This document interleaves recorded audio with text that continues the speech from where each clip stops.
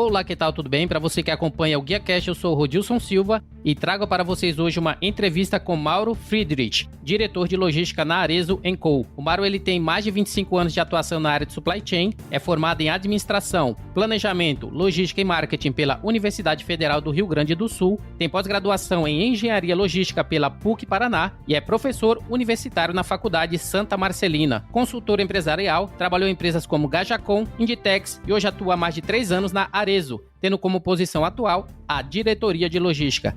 Seja muito bem-vindo ao GuiaCast, Mauro. Obrigado, Rodilson. Olá a todos. O tema que vamos abordar hoje é a logística da moda, né? Indústria fashion, no qual você é especialista. Você poderia nos dar aí uma simples definição do que seria essa logística da moda? Pois eu gosto de uma célebre frase, Rodilson, que trabalhar com moda é o mesmo que trabalhar com flores, né? Ou vende rápido ou fica com o caule na mão. Então, o ponto crucial de logística de moda, eu acho que está vinculada à sincronicidade, em função de lançamentos, e velocidade, em função da perecibilidade do produto. E se falando aí, né, a indústria da moda, ela é bastante complexa, né, por contar com uma variedade de tamanhos, cores, estampas, ou seja, complica os procedimentos de pick e pack. E essa variedade também exige uma armazenagem mais cautelosa para não haver envio de mercadorias com o tamanho errado. Como lidar com essa complexidade no setor? Tudo vai depender muito do mix de oferta de produtos da companhia, né? A nossa, ela realmente é muito grande, até em função de trabalharmos com 7 marcas distintas, uma infinidade, milhares e milhares de modelos por ano, dentro de um calendário de aproximadamente 16 coleções por ano ao longo de um ano letivo. Nós normalmente temos 2 grandes coleções principais, baseadas no inverno 1 e no verão 1. E por conhecermos bastante desse mix, nós optamos em fazer sempre um abastecimento inicial no que a gente chama de grade fechada. A complexidade ela vai cada vez tornando mais evidente à medida que você trabalha com o que a gente chama de grade aberta. São as famosas operações push-to-pull, no qual a gente faz reposições em grade aberta. Nós temos os 2 formatos na nossa companhia. Então, quando a gente fala em push-to-pull, em reposição com grade aberta, efetivamente é muito importante a questão de acuracidade, né, de disponibilidade dos estoques, justamente na formação de ondas de picking, uma armazenagem realmente par a par, na qual ela sistematicamente precisa, né, estar em verificação se não há eventualmente mistura de SKUs, etc e tal. É fundamental se trabalhar com um sistema de armazenagem flexível, né, no qual você não precisa ter uma ordem específica, né, dentro das prateleiras para seguir uma determinada numeração, que você não precise colocar toda a sandália vermelha 35 do lado da 36, do lado da 37, do lado da 38. É importante apenas que você consiga ter um bom sistema, um bom WMS, que lhe permita a localização fácil do item e que ele lhe permita uma forma de picking inteligente, né, que normalmente ela segue um roteiro, então, lógico, dentro das estruturas de armazenagem. Fora isso, é muito recomendável que na hora do packing se faça também conferências, quando não possíveis em 100%, pelo menos aleatórias, para que você garanta que naquele mix de produtos enviados em grade abertas, cujo picking foi par a par, não é, SKU a SKU, você garanta a integridade do pack final de acordo com o pedido. Nós, quando fazemos picking par a par, nós temos no pack um sistema contínuo e total de conferência dele, no qual nós garantimos que cada SKU vá realmente direcionado dentro da caixa aos nossos clientes. Então, fundamentalmente, eu acho que se resume a isso. E para garantir que isso aconteça, né, você deu um exemplo que vocês têm o WMS, né, que faz isso acontecer, mas que outras tecnologias podem ser empregadas a fim de garantir que a entrega do produto certo para a pessoa certa na hora certa aconteça? Nós temos uma questão muito temporal, né, de rapidez para a chegada no cliente. Então, um bom acompanhamento do TMS para você ter cadastrado as notas fiscais que estão relacionadas a um determinado CTE e que elas estão realmente bem direcionadas ao cliente certo e que você consiga manter esse acompanhamento sistemático até a chegada do cliente é fundamental. Então, nós nos apoiamos no WMS, né, que nós trabalhamos com a WM, que é da SAP, e depois nós, a partir da expedição, nós já vamos para esse controle no TMS, onde a gente tem uma conferência automática de que todas as notas estão relacionadas ao CTE, que estão relacionadas à entrega do cliente certo, e nós temos uma área de transporte que faz o acompanhamento diário dessas entregas dos clientes. E se falando aí de TMS, a gente já entra aí no assunto de 3PL, ou seja, o provedor de serviço logístico. Entregas, né? É comum a terceirização com prestadores de serviços, muitas vezes trabalhando com mais de uma transportadora dentro aí da logística da moda. Como gerenciar os 3PLs hoje para que as entregas ocorram como planejado? O mais importante é que a companhia disponha de um sistema convergente das informações que os 3PLs geram, né, para o cliente ou para o contratante, né? Então, quando a gente faz a contratação de um transportador, nós inicialmente elaboramos todo um roadmap de integrações, nas quais nós integremos todos os sistemas de informação do transportador ao nosso sistema de informação para que a gente garanta total acurácia de informação de todos os transportadores. Também é muito importante, quando a gente fala em gerenciar 3PLs e em transportadores, né, que a política adotada em negociação de tarifas e de SLAs, elas sejam comuns a todos os transportadores, né, que participam do seu outbound fundamentalmente. Então nós temos um critério de negociarmos, por exemplo, somente tarifas. As nossas tarifas, nós negociamos elas por par peça, não por peso nem por volume. Temos uma forma simplificada na qual nós não temos adicional de dificuldade de entrega, de demora de atraso, etc e tal. Isso a gente entende que são situações pontuais que acontecem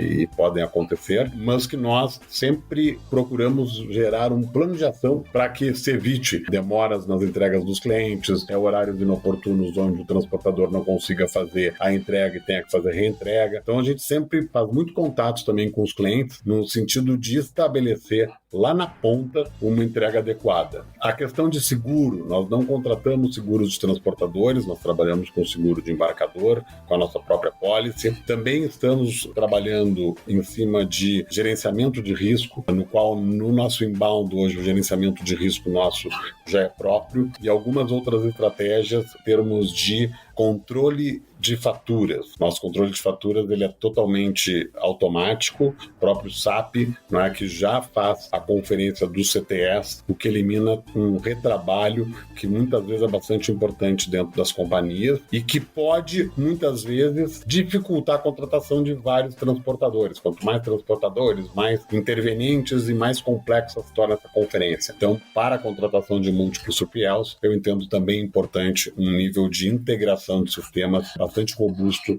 entre as empresas contratadas. E em se falando aí de logística de moda, existem muitas mudanças, né, nas coleções dentro do período de um ano. Como que vocês conseguem manter aí o nível de serviço esperado, tendo que renovar constantemente o estoque sem terminar com produtos obsoletos? A questão da moda, ela realmente precisa um forecast de venda bastante importante, né, porque a sobra, né, dentro de produtos de moda, ela faz um markdown muito importante, muito significativo dentro dos produtos, né? Uma questão muito importante, também fundamentalmente quando se fala de moda e se fala de lançamentos integrados, é como receber uma mercadoria de lançamento em todos os pontos continentais do Brasil ao mesmo momento, né? Isso me parece também um grande desafio. A questão de um produto não terminar obsoleto, eu te diria que na prática, para algumas linhas, ela acaba sendo bastante difícil, mas nós procuramos nesses produtos, ao final de cada coleção, fazermos grandes ações de liquidação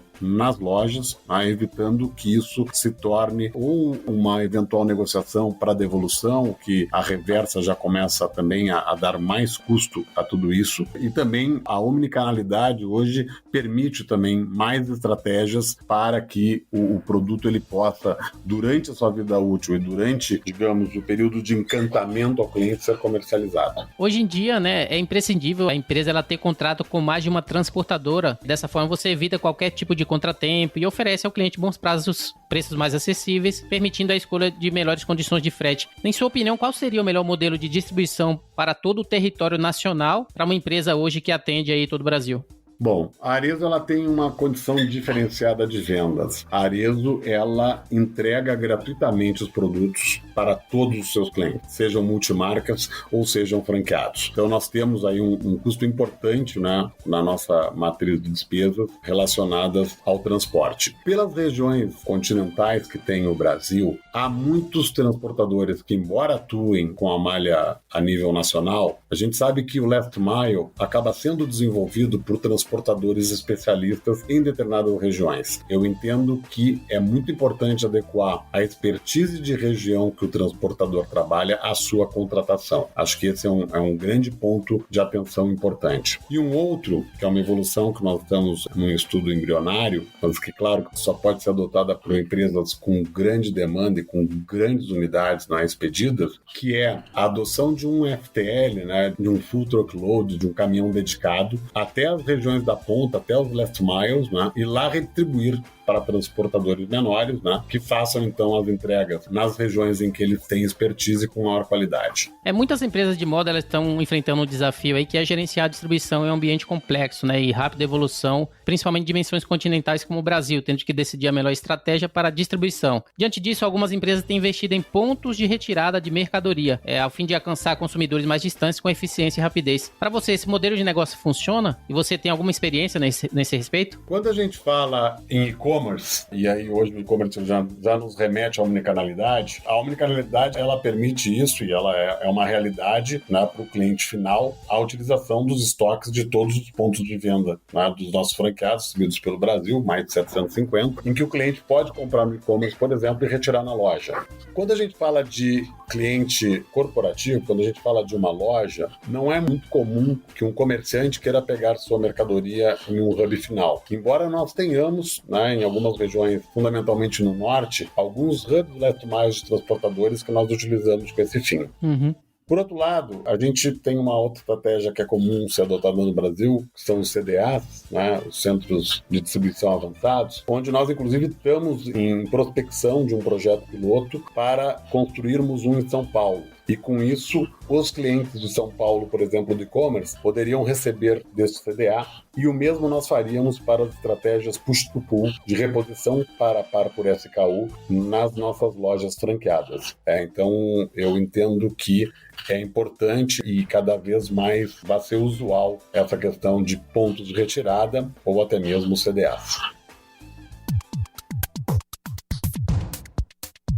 E se falando agora do consumidor, o comportamento do consumidor ele mudou drasticamente nos últimos anos, porque ele deseja ter máxima conveniência e opções que atendam às suas necessidades. Sendo assim, é importante oferecer diferentes caminhos de compra e troca de produtos. Como abordar com eficiência a logística reversa e o gerenciamento de devoluções na indústria fashion? Bom, a reversa ela é inevitável a qualquer negócio. Quando a gente fala de devolução de e-commerce, que normalmente tem uma taxa alta e ela no calçado ela é bastante elevada, é preciso criar um sistema muito rápido dessa devolução, fundamentalmente pelo comportamento da despesa do consumidor. O consumidor, quando faz uma devolução, ele está ou ávido a receber o produto certo, ou ávido a querer o seu crédito, em função da devolução. Para isso, é importante estabelecer um canal, mais uma vez, que facilite a devolução do consumidor e que ele confie nessa reversa, porque muitas vezes uma reversa mal feita, ela pode remeter à falta de confiabilidade na marca ou na empresa. E isso se torna um agravante, para vendas futuras. Com certeza. E para isso eu acho que é importante estabelecer uma boa comunicação com o cliente, a fim de ter a certeza de que ele sinta que a empresa se preocupa com a sua experiência com a marca. Para você, como é possível, estabelecer essa boa comunicação a fim de tocar no cliente e trazer com que ele realmente sinta que a marca se preocupa com ele? Nós temos algumas áreas de back-office na companhia, algumas até em fase experimental, como a gente chamou Agiliza, que é uma área de back-office para atendimento aos clientes corporativos e franqueados. Temos o que a gente chama de Anjos, que é um back-office que atende multimarcas e alguns outros franqueados. E temos o SAC para os clientes de e-commerce. Então, dentro da companhia, nós damos muita importância dessa comunicação com o cliente e, além disso, a própria logística, o próprio departamento de transportes, no caso de entregas outbound, costuma, em algumas incidências de entregas, fazer contato diretamente com os franqueados, no sentido de garantir que ele tenha a satisfação de entrega e que a entrega realmente seja bem realizada. Na indústria da moda, ela existe algum período sazonal? E se sim, como vocês se preparam para isso? A sazonalidade ela é inerente ao mercado de moda. Uhum. A gente pode ter uma sazonalidade de cultura, né, que muitas vezes são efeitos de moda gerados por algum efeito, como alguma moda de alguma novela ou alguma moda lançada, não é, por algum influencer ou até por algum artista, o que muitas vezes gera a procura de um produto de moda novo e que isso vai durar durante a influência que gerou aquele protagonista, digamos assim, ou que a novela gerou, etc e tal. Isso é um tipo de sazonalidade. A outra é uma sazonalidade realmente ligada a clima. Logicamente, a oferta de inverno ela é bastante diferenciada da oferta de verão. E até mesmo quando a gente fala em um ambiente mais chuvoso ou menos chuvoso. E aí quando a gente remete isso para o Brasil, né, imagine que uma venda em julho em Porto Alegre, né, vai ser bem diferente de uma venda em julho em Fortaleza. Uma das questões importantes é, né, a clusterização dos clientes, né, quais são os clientes de calor, quais são os clientes de frio, e a agilidade no caso de mudanças abruptas de clima e temperatura. Nós já tivemos algumas épocas em que, em pleno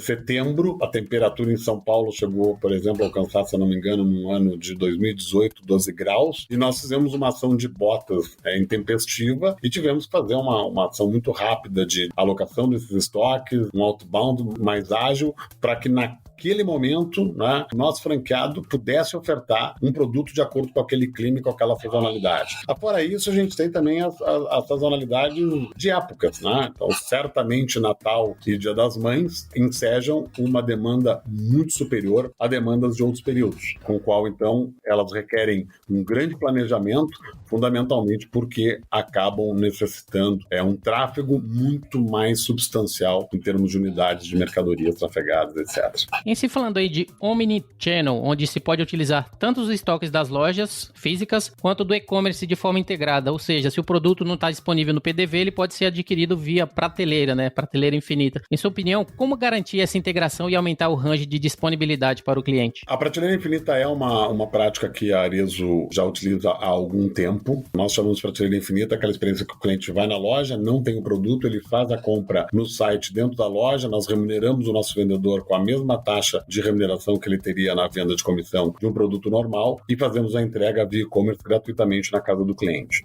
Essa prática, eu diria que ela é menos complexa do que quando a gente fala, por exemplo, entrega pela loja, no qual o cliente compra no site e resolve ou retirar na loja ou receber da loja por ser mais rápido. Onde aí realmente o fundamental é a acuracidade de estoques para que isso se torne uma realidade.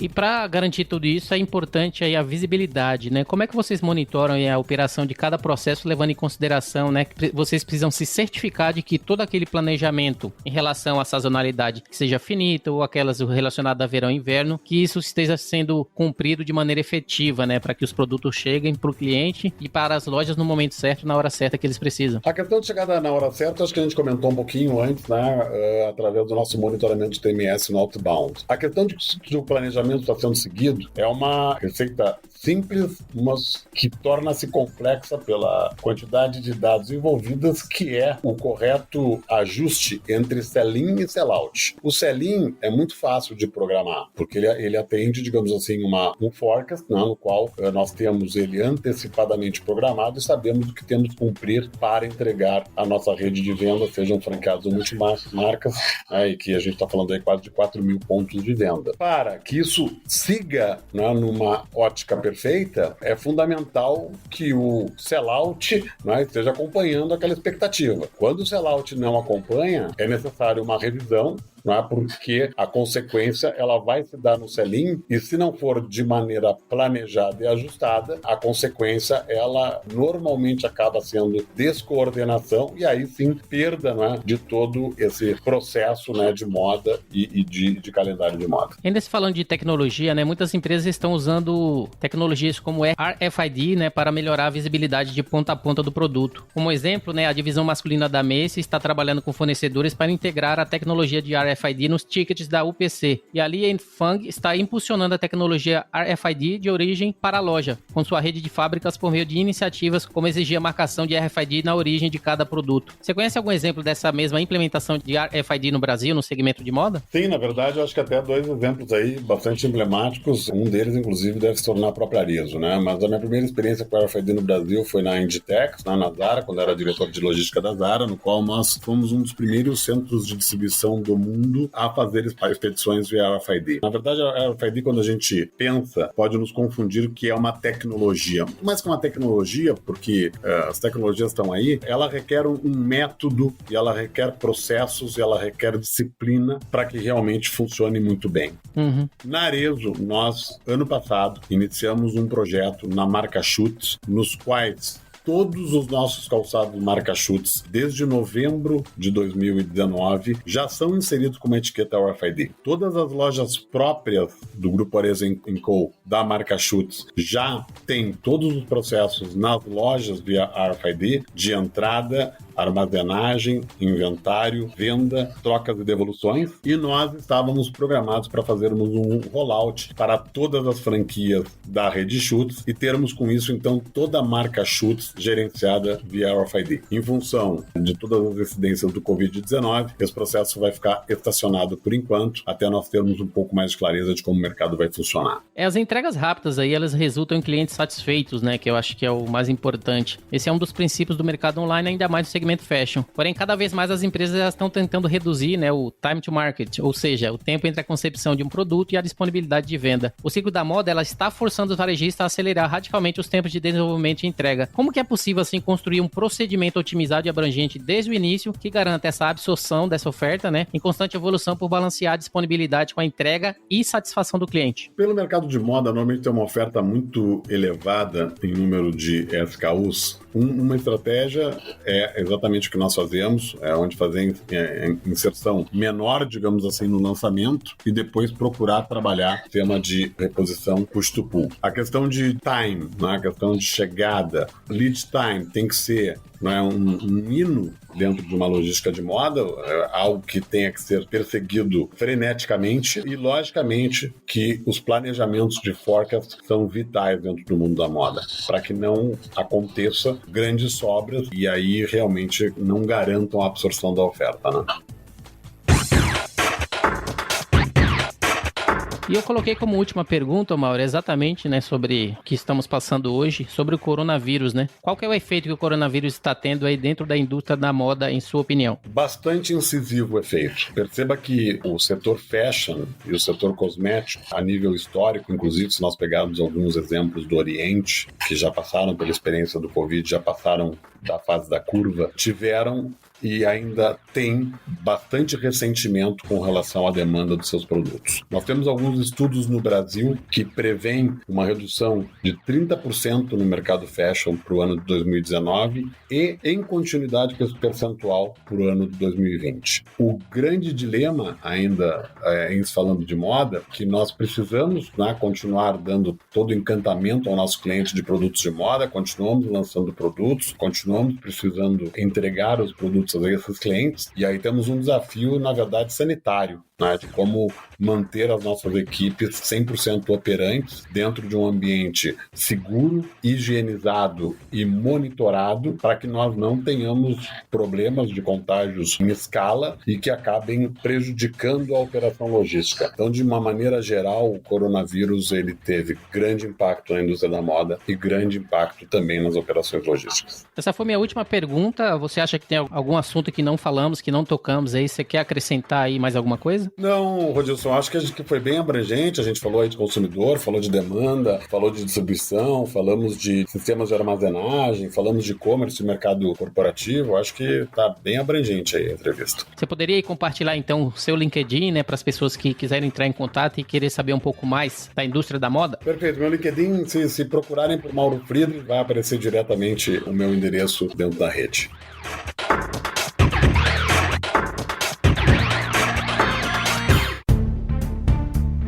Muito bem, hoje eu conversei com Mauro Friedrich, especialista em logística de moda e diretor de logística da Arezzo & Co. Você pode compartilhar esse episódio com seus colegas, amigos e profissionais de supply chain e também deixar um comentário ou avaliação em ratethispodcast.com/guiacast. Eu sou Rodilson Silva, com Mauro Friedrich, que te enviam um GuiaCast abraço. Até a próxima. Tchau, tchau.